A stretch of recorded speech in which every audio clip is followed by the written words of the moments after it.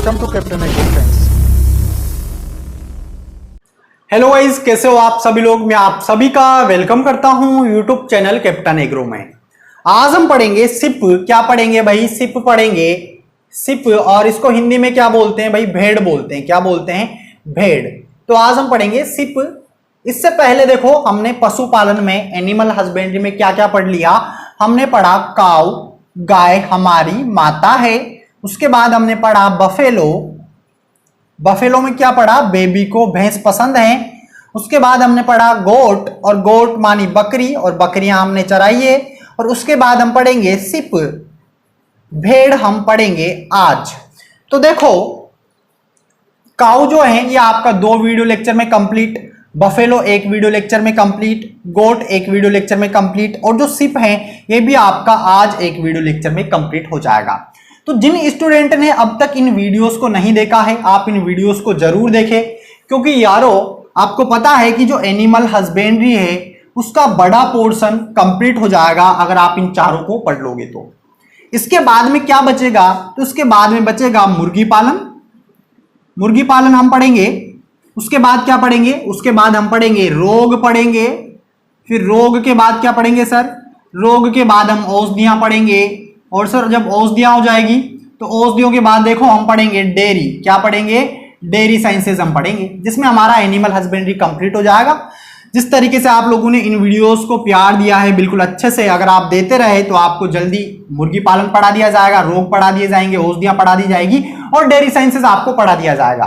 क्योंकि 10 क्वेश्चन का मामला है, 10 क्वेश्चन आते हैं आपके एनिमल हस्बेंड्री से, और 10 क्वेश्चन का मतलब है मल्टीप्लाई 4 40 नंबर, और 40 नंबर हम बिल्कुल भी नहीं कटने देंगे। 40 का एक भी नंबर हम एनिमल हस्बेंड्री में से नहीं कटने देंगे भाई। अगर आप बिल्कुल अच्छे से पढ़ोगे ना तो आपका एक भी क्वेश्चन गलत नहीं जाने वाला एनिमल हस्बेंड्री से। बस आपका पूरा का पूरा फोकस बोर्ड पर होना चाहिए, और नोटबुक लेकर जरूर बैठना, नोट करते हुए चलना। ऐसा नहीं है कि आप कमेंट सेक्शन में ही बातें बातें कर रहे हो भाई। आपका ध्यान जो है ना बोर्ड पर होना चाहिए, तभी आपको समझ में आएगा।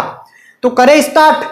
एक बार कमेंट सेक्शन में सभी स्टूडेंट जय जवान जय किसान जरूर लिख दो। जो लोग चैनल पर नए हैं चैनल को सब्सक्राइब जरूर करें, पास में जो बेल आइकन है उस पर क्लिक करें, ताकि आने वाले सभी एग्रीकल्चर वीडियोस के नोटिफिकेशन आपको टाइम टू टाइम मिलते रहे।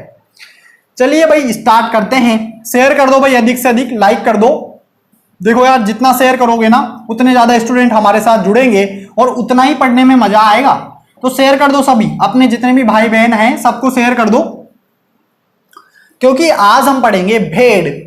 और भेड़ में सबसे बेसिक क्वेश्चन मेरा आप लोगों से, क्वेश्चन क्या है? बस इतना सा सवाल है मेरा कि आप इसका मुझे जूलॉजिकल नेम बता दो, वैज्ञानिक नाम बता दो। कमेंट करो भाई जल्दी से, इसका क्या नाम है? तो इसका जूलॉजिकल नाम है ओविस एरिस। देखो, पहली बार जो स्टूडेंट नाम सुनेंगे उनको थोड़ा सा अजीब लगेगा। क्या लगेगा? अजीब लगेगा। क्यों लगेगा अजीब? क्योंकि अजीब है ही सही। अब याद कैसे करेंगे? तो जब भी आपको भेड़ दिखेगी तो आप उसको भेड़ ना बोले, आप उसको बोले ओविस एरिस। प्लस आप दूसरे जो आपके फ्रेंड है, आपके भाई बहन है, उनको भी याद करवाए कि बेटा आज से आप भेड़ को ओविस एरिस बोलोगे, आपको अच्छे तरीके से याद हो जाएगा। आगे बढ़े, समझ में आ रहा है आप लोगों को भाई? आगे हम बात करते हैं फैमिली की, परिवार। तो देखो यार, इसका परिवार वही है जो गाय का है, जो भैंस का है, और जो बकरी का था। क्या? बोवेडी। तो अच्छे से याद कर लो। देखो कितनी बार हमने बोवेडी बोवेडी बोला, तो आप लोगों को याद हो गया होगा आई थिंक, बोवेडी। आगे हम बात करें क्रोमोसोम नंबर। क्रोमोसोम नंबर की भेड़ में गुणसूत्रों की संख्या कितनी होती है? तो 2n बराबर होती है 54। कितनी होती है मेरे दोस्त? 2n बराबर 54 होती है। हम बात करें नस्लों की, ब्रीड की, नस्लें, ब्रीड्स। तो देखो यारो, इसकी जो ब्रीड्स हैं पूरे वर्ल्ड की अगर हम बात करें, पूरे संसार की, तो पूरे संसार में भेड़ की नस्लें हैं 200। कितनी हैं? 200। और हम बात करें हमारे आत्मनिर्भर देश इंडिया की, किसकी बात करें? इंडिया की, तो इंडिया में है 40 नस्लें। कितनी? 40। और हम बात करें आपनो राजस्थान, तो राजस्थान में है 8 नस्लें जिनको मान्यता मिली हुई है। तो इतनी सारी नस्लें हैं भेड़ की। अब यहां पर इन सबको पढ़ना पॉसिबल नहीं है क्योंकि नस्लें बहुत ज्यादा है। तो मैं आपको यहां पर ओनली 10 ब्रीड बताऊंगा और बाकी जो क्वेश्चन हमारे इंपोर्टेंट है उनको मैं आपको यहां पर बताने वाला हूं। अगर आप लोगों को बिल्कुल डिटेल में पढ़ना है तो जो पुराने वीडियोस हैं वहां पर सारी नस्लें बिल्कुल अच्छे तरीके से डिटेल में पढ़ाई हुई है। क्योंकि देखो अभी जो मैं आपको पढ़ा रहा हूं ना एज अ क्रैश कोर्स पढ़ा रहा हूं, मतलब हम पॉइंट टू पॉइंट बात कर रहे हैं कि हमारा क्वेश्चन कहां से बनेगा और क्या इसका आंसर होगा। क्लियर? आगे बढ़े भाई, स्क्रीनशॉट ले लेना, नहीं तो बाद में बोलोगे कि सर ने स्क्रीनशॉट नहीं लेने दिया, साइड में नहीं हटे। तो लो भाई, मैं साइड में हट गया। फटाफट जितने आपको स्क्रीनशॉट लेने हैं ले लो फटाफट, जल्दी जल्दी आगे बढ़ते हैं और आगे हम बात करते हैं। देखो आंसर देते हुए चलना, तभी मजा आएगा वीडियो में। आंसर कैसे दोगे? जैसे ही मैं क्वेश्चन पूछूंगा आप मुझे बताओ कि जो भेड़ों का जो समूह होता है, ग्रुप ऑफ शिप, ग्रुप किसकी बात कर रहा हूं? ग्रुप। तो इसको क्या बोलते हैं? भेड़े एक साथ, आपने देखा होगा रोड पे आ जाती है, जाम लगा देती है, ठीक है, पी पी पी बजाते रहो, हटती नहीं है, फिर आपको गुस्सा आता है कहां से आ गई भेड़े इतनी सारी, ठीक है। तो उस पूरे ग्रुप को क्या बोलते हैं? क्या बोलते हैं भाई? कमेंट करो। उसको हम बोलते हैं फ्लॉक। क्या बोलते हैं? फ्लॉक बोलते हैं। समझ में आ रहा है आप लोगों को? हिंदी में भी लिख देते हैं फ्लॉक।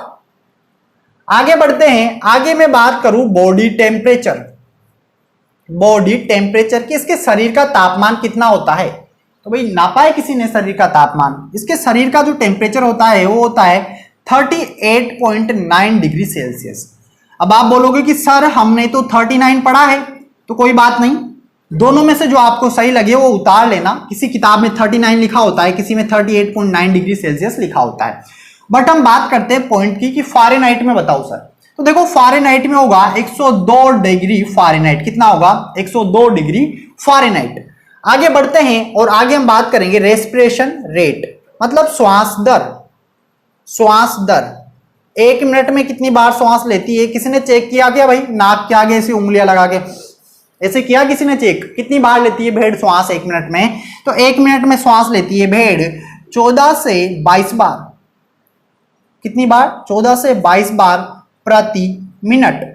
आगे हम बात करें जेस्टेशन पीरियड। जेस्टेशन पीरियड क्या होता है? गर्भकाल अवधि। और जितने भी स्टार आपके पास हो ना सारे लगा लेना, क्योंकि क्वेश्चन जो है ना यारो, जैसे अगर मैं बात करूं काऊ की, मैं बात करूं बफेलो की, बफेलो, मैं बात करूं गोट की, और हम बात कर रहे हैं अभी शिप की, तो चारों के जेस्टेशन पीरियड गर्भकाल अवधियां आपको याद होनी चाहिए। काऊ की 281 दिन, क्योंकि क्वेश्चन फिक्स है। जैसे सपोज करो 2018 में काऊ आया तो फिक्स था कि 2019 में बफेलो आएगा। ये दोनों आपस में गेम खेलते रहते हैं, कभी काऊ कभी बफेलो, कभी कभी इनका भी नंबर ले लेते हैं। तो आपको अच्छे तरीके से याद रखना है। बफेलो की 310 दिन कमेंट करो, गोट की 148 दिन और शिप की 150 दिन। 2 दिन ज्यादा है, दोनों में कंफ्यूज नहीं, ठीक है, कंफ्यूज मत होना बिल्कुल भी। जेस्टेशन पीरियड इसका हो गया हमारे पास 150 दिन का। कितने दिन का? 150 दिन का। बात करें बच्चा देने की क्रिया, किसकी बात करें? बच्चा देने की क्रिया। जैसे प्रसव होता है ना, वैसे मैं बात कर रहा हूं बच्चा देने की क्रिया, कि जब बच्चा बाहर आएगा ना, ब्याएगा, तो उस क्रिया को क्या बोलेंगे? तो यार इसका जो बच्चा होता है, जिस तरीके से मैंने आपको गोट में बताया था, बोट में नहीं गोट में क्या बताया था? किड, और किडिंग हम उसको बोलते हैं, क्योंकि जो गोट का जो बच्चा होता है वो क्या होता है? किड, और उसको हम बोलते हैं किडिंग प्रोसेस। तो ऐसे यहां पर इसका जो बच्चा होता है उसको हम बोलते हैं लेम्ब, और जो क्रिया है उसको हम बोलेंगे लेम्बिंग। क्या बोलेंगे? लेम्बिंग। एक और क्रिया कौन सी भाई? मैथुन क्रिया। मैथुन क्रिया को और क्या बोलते हैं भाई? याद है ना आप लोगों को? प्रजनन क्रिया। क्या बोलते हैं? प्रजनन क्रिया। और इस क्रिया को बोलते हैं टपिंग। क्या बोलते हैं? टपिंग बोलते हैं। तो मेरे दोस्तों अच्छे से याद रखना, ये बेसिक परिचय मैंने आपको दे दिया भेड़ का, ओविस एरिस का। अब आगे हम बात करेंगे नस्लों की। कितनी नस्लें हैं? 40 नस्लें हैं सर। और राजस्थान में कितनी है? 8 हैं। मैं कितना पढ़ाऊंगा? 10 पढ़ाऊंगा। बाकी नस्लें आपको सारी याद रखनी है। आप कहीं से भी, आपकी 12th की बुक हो या आप इंटरनेट पे नॉर्मल सर्च कर सकते हो, सारी की सारी नस्लें याद रख लेना। क्योंकि यार बेसिक क्वेश्चन आता है कि बताइए निम्नलिखित में से भेड़ की नस्ल कौन सी है। अब यार उसने ऐसी नस्ल दे दी जो आपने नहीं पढ़ी, तो आपका आंसर जो है ना फिर गलत जाएगा। इसीलिए आप सारी नस्लें याद करना, चाहे वो गाय की हो, चाहे भैंस की हो, चाहे बकरी की हो, चाहे फिर भेड़ की क्यों ना हो। नोट कर लो, नोट क्या स्क्रीनशॉट ले लो भाई फटाफट जल्दी से। और यार वीडियो को लाइक नहीं किया आप तक तो लाइक कर दो, बिल्कुल अधिक से अधिक शेयर कर दो। कर दिया? कर दूं रफ। अब हम बात करेंगे ब्रीड्स, नस्लें, और नस्लें आपको बिल्कुल अच्छे से याद हो जाएगी, टेंशन आप लोगों को बिल्कुल नहीं लेनी है। अब जो नस्लें मैं आपको बताऊंगा बिल्कुल शॉर्ट में बताऊंगा, भाई कमेंट करके मत बोलना कि सर आपने ये वाला पॉइंट नहीं लिखवाया, ये वाला नहीं लिखवाया, क्योंकि मैं आपको एज अ क्रेश कोर्स पढ़ा रहा हूं। डिटेल में पढ़ना है तो एक पुराना वीडियो लेक्चर है 2-4 एनिमल हस्बेंड्री के, आप उनको पढ़ना, डिटेल में पढ़ाया हुआ है, ठीक है। बात करेंगे ब्रीड्स, और सर तो ओनली आपको 10 ब्रीड पढ़ाएंगे, क्योंकि 10 से हमारे क्वेश्चन आता है। 10 को कैसे याद रखेंगे भाई, हमें तो 5 ब्रीड याद नहीं होती, फिर 10 कैसे याद रखेंगे, तो उसकी टेंशन आपको नहीं लेनी, उसकी टेंशन मैं लूंगा, ठीक है ना। टेंशन क्या है, देखो ट्रिपल एम, कितने M, triple M, triple M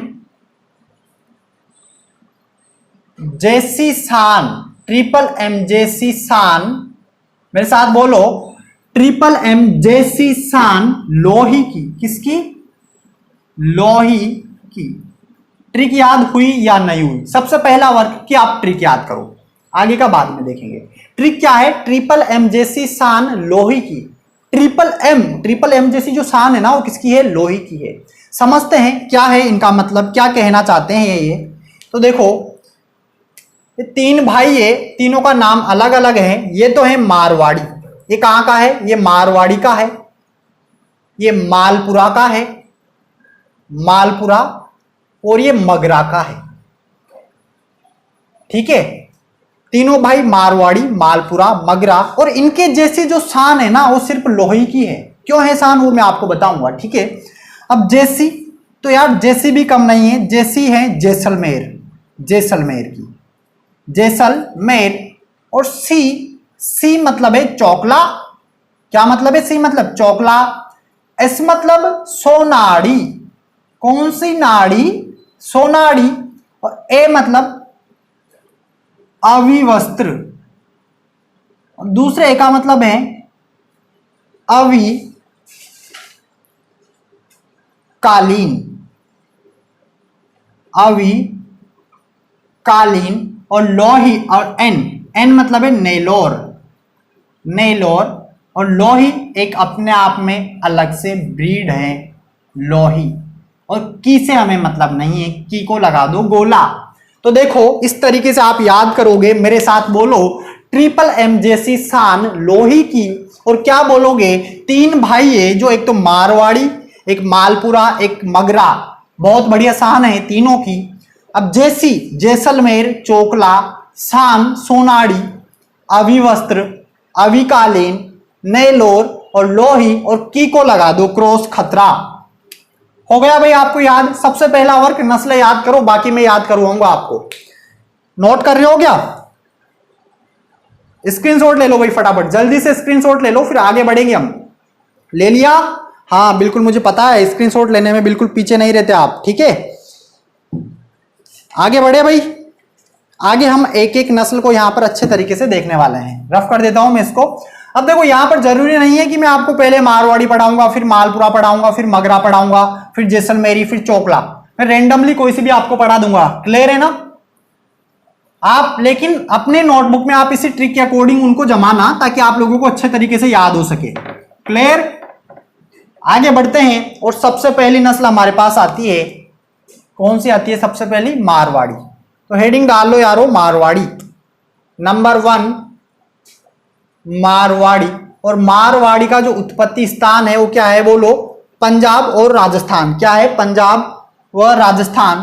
तो लिखो पंजाब व राजस्थान। अब राजस्थान में जो जोधपुर जिला है ना वो आपको याद रखना है, राजस्थान में जोधपुर डिस्ट्रिक्ट, यहां से इसकी क्या मानी जाती है, उत्पत्ति मानी जाती है। अब इसमें क्या याद रखोगे, तो मारवाड़ी जो नस्ल है ये बीमारियों के प्रतिरोधी नस्ल है। किसके प्रति, बीमारियों के प्रतिरोधी। देखो सीधा सीधा क्वेश्चन आएगा कि बताइए निम्नलिखित में से बीमारियों के प्रतिरोधी नस्ल कौन सी है, तो आपका बिल्कुल राइट आंसर होगा कि मारवाड़ी है। क्या लगाओगे आप, मारवाड़ी लगाओगे। अगला पॉइंट लिखोगे, राजस्थान में जो सर्वाधिक भेड़ें हैं ना वो मारवाड़ी है। राजस्थान में सर्वाधिक भेड़ें मारवाड़ी नस्ल की है, मारवाड़ी नस्ल की हैं। याद हो गया भाई आप लोगों को, पॉइंट याद करते हुए चलना। और आगे बढ़ते हैं,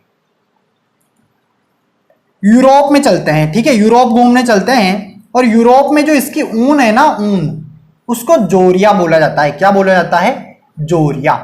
बस आपको इतने से पॉइंट याद रखने हैं। मारवाड़ी में जोरिया पर स्टार लगा लेना। और राजस्थान में सर्वाधिक मारवाड़ी और बीमारियों के प्रतिरोधी। देखो यार, आपको पता है कि जो भेड़ है इसको किस लिए पालते हैं? ऊन के लिए पालते हैं, मांस के लिए पालते हैं, ठीक है, और मिल्क के लिए पालते हैं। भाई मांस नहीं बताया क्या मैंने आपको? इसके मांस को क्या बोलते हैं? कमेंट करो, क्या बोलते हैं मांस को? मांस को बोलते हैं सर मटन। क्या बोलते हैं? मटन। तो मांस भी याद रख लेना, मटन बोलते हैं मांस को। और बॉडी टेम्परेचर लिखवा दिया, बॉडी टेम्परेचर 14 से 22 बार प्रति मिनट। आगे बढ़े, मारवाड़ी उतार लिया आप लोगों ने, रफ कर देता हूं। और आगे हम बात करेंगे जैसलमेरी की। जैसलमेर राजस्थान का सबसे बड़ा जिला क्षेत्रफल में। भाई आप में से है क्या कोई जैसलमेर से बिलोंग करता हो, जो जैसलमेर में रहता हो? दूसरी नस्ल आती है हमारे पास जैसलमेरी। और जो जैसलमेरी है इसकी उत्पत्ति जैसलमेर से मानी गई है। कहां से मानी गई है? जैसलमेर से मानी गई है। जैसलमेर व जोधपुर से, जैसलमेर व जोधपुर से मानी गई है। और इसकी एक विशेषता है। विशेषता क्या है कि ये 3 से 4 दिन तक बिना पानी पिए रह सकती है। जिस प्रकार ऊंट रेगिस्तान का जहाज होता है और ऊंट भी 7 दिन तक बिना पानी पिए रह सकता है। तो ये एक ऐसी नस्ल है जो रेगिस्तानी इलाकों में पाई जाती है और 3 से 4 दिन तक बिना पानी पिए रह सकती है। तो लिख लो इसमें एक स्टार, क्या जितने स्टार आप लगा सको वो लगा लो। और लिख लो 3 से 4 दिन तक बिना पानी पिए रह सकती है। अगर क्वेश्चन आए कि रेगिस्तान में जो ऐसी कौन सी नस्ल हैं जो 3 से 4 दिन बिना पानी पिए रह सकती है, तो आपका आंसर क्या होगा? जैसलमेरी होगा। और आगे बढ़ते हैं, आगे हम बात करते हैं मालपुरा की। किसकी बात करेंगे? मालपुरा। तो हेडिंग डाल लो मालपुरा। और मालपुरा का जो ओरिजिन है वो है टोंक से। कौन है भाई आप में से? टोंक राजस्थान में, ठीक है ना, टोंक राजस्थान। तो अच्छे तरीके से याद रखना।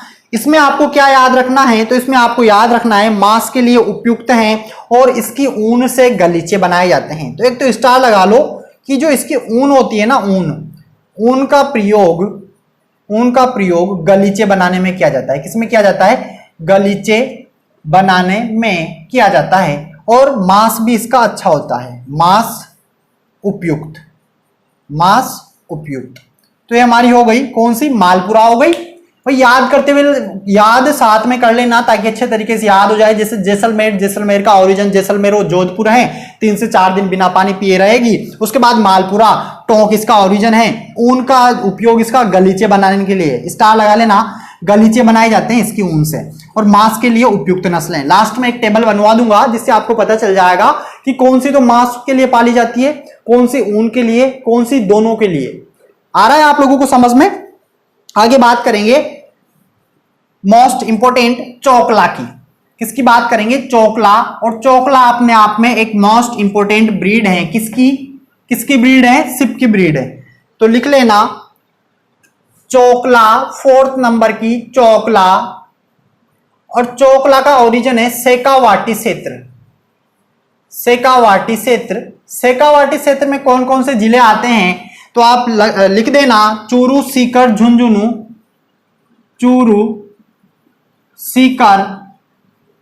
झुंझुनू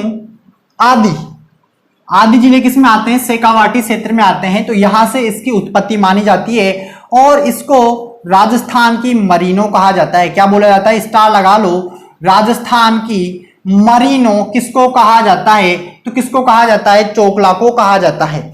और इसका जो स्थानीय नाम है ना, देखो क्यों कहा जाता है मरीनो, आप ये याद रखना, क्योंकि इसकी जो ऊन होती है ना, ऊन वो बढ़िया होती है, महीन ऊन होती है, श्रेष्ठ ऊन होती है, जिस प्रकार चोकला की होती है।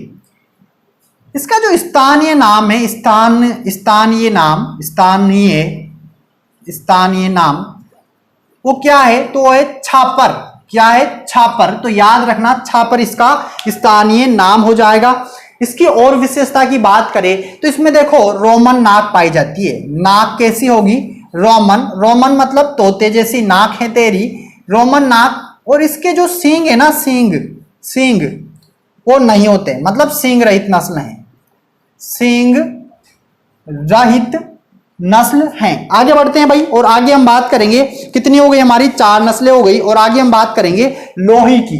किसकी बात करेंगे? पीछे पीछे ट्रिक में लिखवाया था मैंने, ट्रिपल एमजेसी शान लोही की। सिर्फ लोही की है। शान क्यों है? क्योंकि ये सबसे बड़ी नस्ल है तो शान तो होनी है, ठीक है ना। सबको पीछे छोड़ देती है। सबसे लंबी नस्ल 5th नंबर पे है ना। 5th नंबर लिखोगे आप लोग, क्या लिखोगे? लोही लिखोगे, लोही। और लोही का ओरिजिन है पाकिस्तान। क्या है? पाकिस्तान है। और इस पे 1 स्टार आपको लगाना है, क्योंकि इसकी जो शान है वो किससे है? क्योंकि ये सबसे लंबी नस्ल है। सबसे लंबी नस्ल कौन सी है? इस तरीके से क्वेश्चन आएगा तो आपका आंसर जाएगा लोही से। किससे जाएगा? लोही आप वहां पर लगाओगे। आगे बढ़ते हैं, अगली नस्ल आती है सोनाड़ी। 6 नंबर पे सोनाड़ी। कौन सी आएगी? सोनाड़ी आएगी। और जो सोनाड़ी है इसका ओरिजिन है मेवाड़ क्षेत्र। मेवाड़ क्षेत्र समझ गए? उदयपुर, चित्तौड़ आदि आता है, बांसवाड़ा, मेवाड़ क्षेत्र से इसकी उत्पत्ति मानी जाती है। और इसमें क्या याद रखना है? एक तो इसका आपको याद रखना है कि मेवाड़ के अंदर इसको छनोतर नाम से जाना जाता है। किस नाम से? छनोतर नाम से इसको जाना जाता है मेवाड़ क्षेत्र में।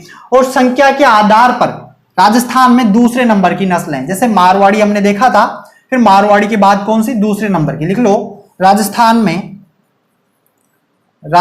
में संख्या के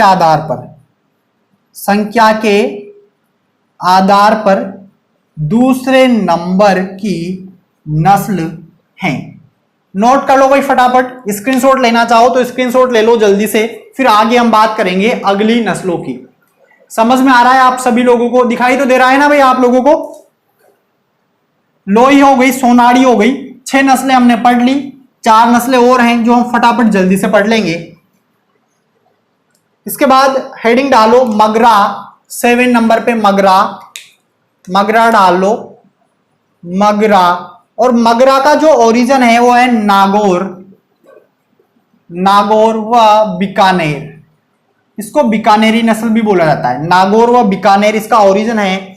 और इसमें आपको एक चीज याद रखनी है, 1 स्टार लगा लेना है कि लंबी दूरी तय करने के लिए प्रसिद्ध नस्ल कौन सी है? तो आपका आंसर क्या होगा? मगरा। और सबसे लंबी नस्ल कौन सी है? तो आपका आंसर क्या होगा? लोही। देखो ये क्वेश्चन आपस में जुड़े हुए हैं, कंफ्यूज बिल्कुल मत होना। अच्छे तरीके से याद करोगे ना तो आपका आंसर बिल्कुल सटीक और राइट जाएगा। तो लिखो इसमें सबसे लंबी दूरी तय करने वाली नस्ल, सबसे लंबी दूरी तय करने वाली नस्ल। देखो ये जो भी आपको मैं बता रहा हूं ना, यहां पर जितनी भी नस्लें हैं ये देसी नस्लें हैं। कौन सी नस्लें हैं? देसी। विदेशी भी बताऊंगा, विदेशी आपके 4 नस्लें बताऊंगा और देसी में आपको 10 नस्लें बताऊंगा। कितनी हो गई हमारे पास? 7 हो गई। अब हम बात करते हैं 8वें नंबर पे, और 8वें नंबर पे हमारे पास आती है अविवस्त्र। और अविवस्त्र जो है ये टोंक, इसका ओरिजिन है। इस नस्ल को देखो किसने विकसित किया था? केंद्रीय भेड़ एवं अनुसंधान संस्थान द्वारा। स्टार लगाओ और लिखो केंद्रीय भेड़ अनुसंधान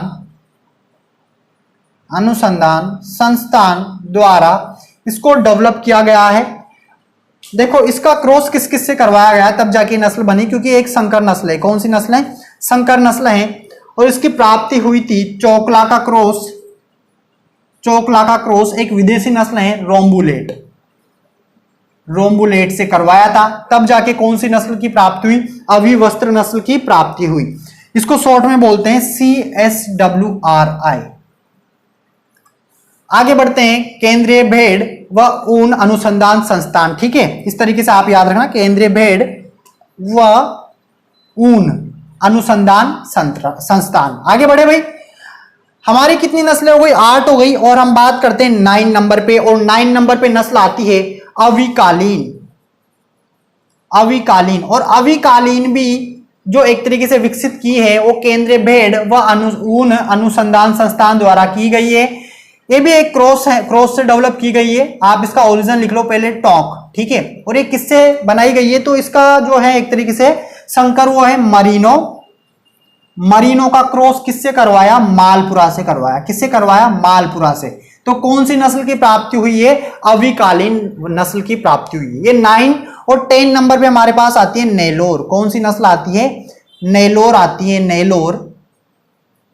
नेलोर, और नेलोर में आपको इतना सा याद रखना है, भारत की सबसे ऊंची भेड़, भारत की सबसे ऊंची भेड़ कौन सी है, तो नेलोर है। और नेलोर आपके पाई जाती है दक्षिणी क्षेत्र में, तमिलनाडु को इसका उत्पत्ति स्थान माना गया है। तो हमारे पास हमने यहां पर 10 नस्लें देखी। आई होप आपको समझ में आई होगी।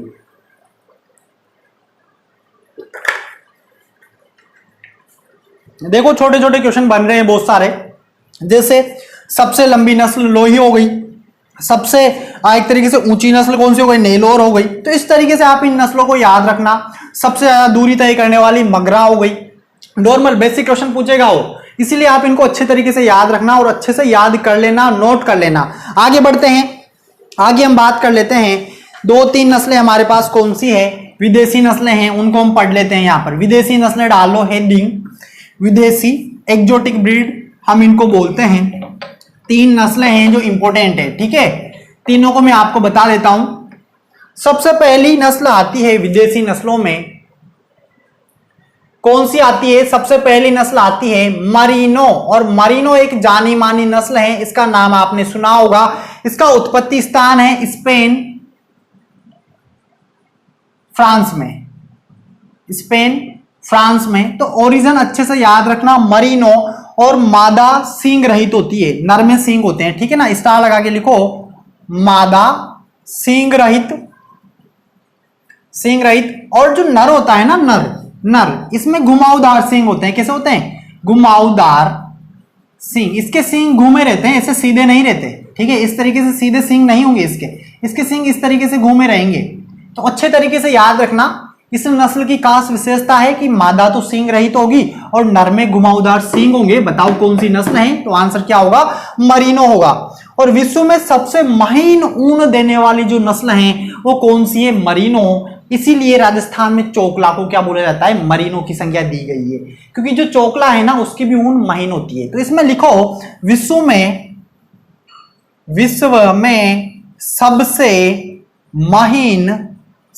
महीन ऊन इसी नस्ल की होती है, इसी नस्ल की होती है। ये हो गई हमारे पास मरीनो। अब हम बात करते हैं सेकंड नंबर पे रोम्बुलेट।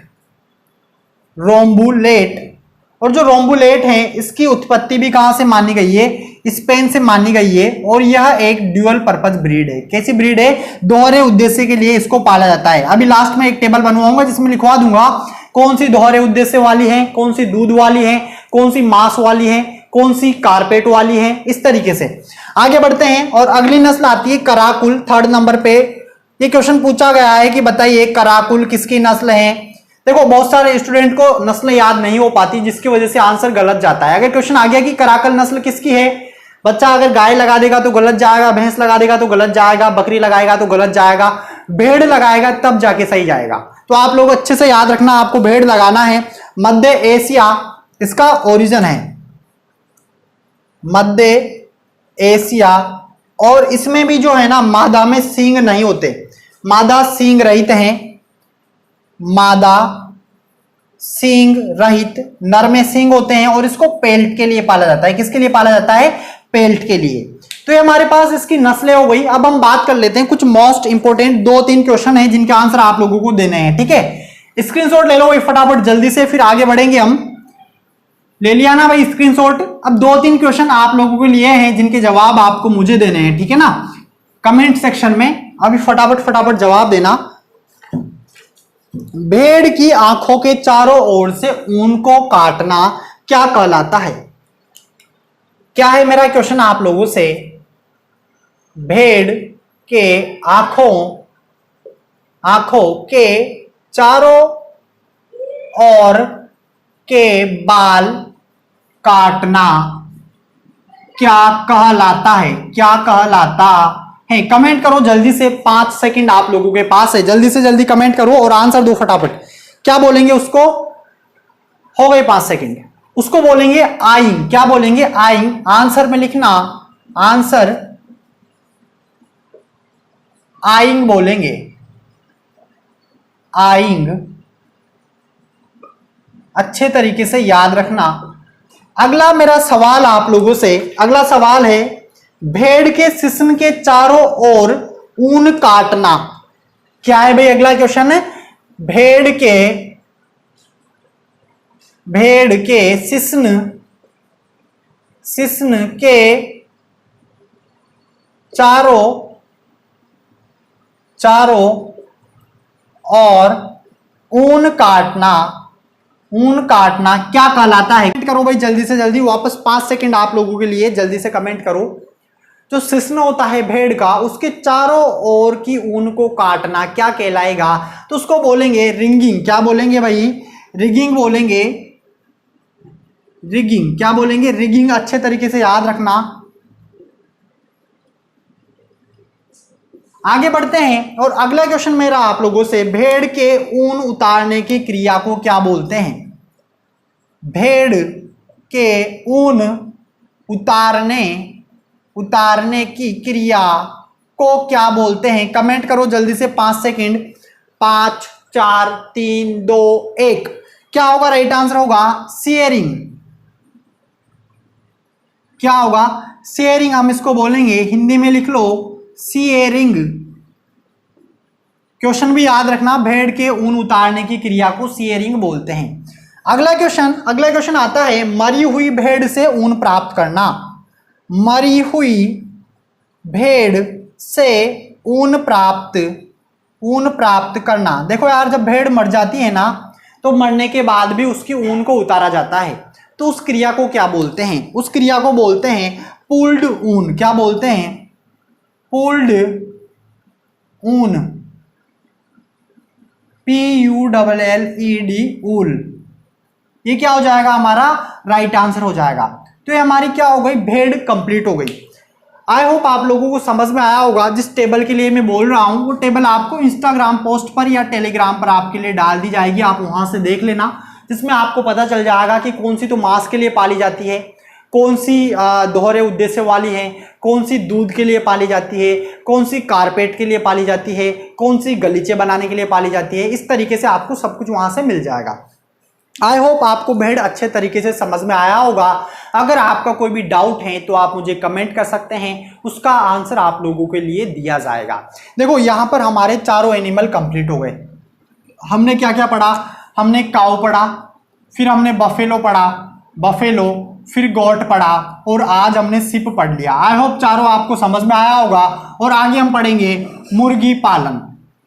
आप लोग इस वीडियो को बिल्कुल अच्छा प्यार दें, अधिक से अधिक लाइक करें, अधिक से अधिक शेयर करें, ताकि हम जल्दी से जल्दी आपके लिए मुर्गी पालन पढ़ा सके।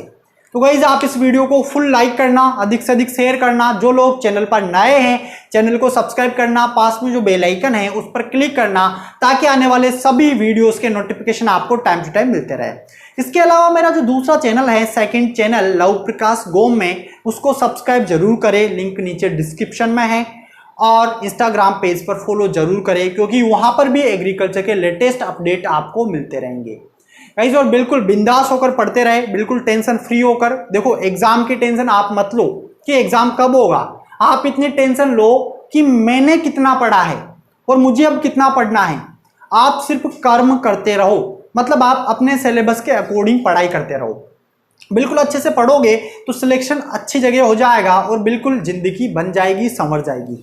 इसीलिए बोलता हूं कि अच्छे से पढ़ते रहो, अच्छे से मेहनत करते रहो, और मेहनत का फल हमें जरूर मिलता है। हम मिलते हैं नेक्स्ट वीडियो में, तब तक के लिए नमस्कार। जय जवान, जय किसान, जय हिंद फ्रेंड।